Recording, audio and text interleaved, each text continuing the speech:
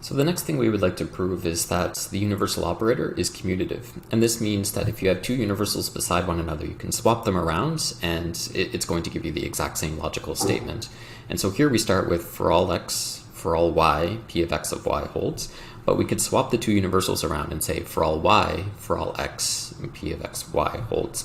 Now this isn't the case if you have universals and existentials next to one another. Those aren't commutative, but for universals they are, and if you have a pair of existentials they are as well. So here we're going to prove the case for universals. And so if you recall, universal elimination in the forward direction requires a variable, and we just don't have that yet. But what we can do is the backwards direction here, and say a universal introduction, and this is going to introduce a variable for us. And so then again, we do a backward step to get rid of the second universal, universal introduction. So we now have two variables, an actual I and an actual I1.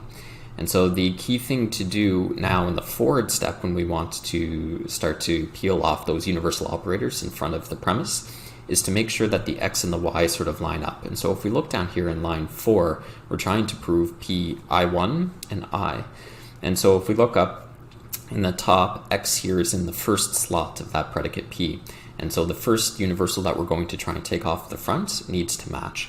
And so what we're going to do is select the premise and then select the actual I1 here to make sure that x is bound together with I1. And so we do a forward universal elimination. It binds that x to I1, and you can see the pattern starts to match here. And then the second step is to select this universal and the actual I to peel this off as well. And with the universal elimination, it peels it off, and then you now have the predicate, so it aligns from both the top and the bottom.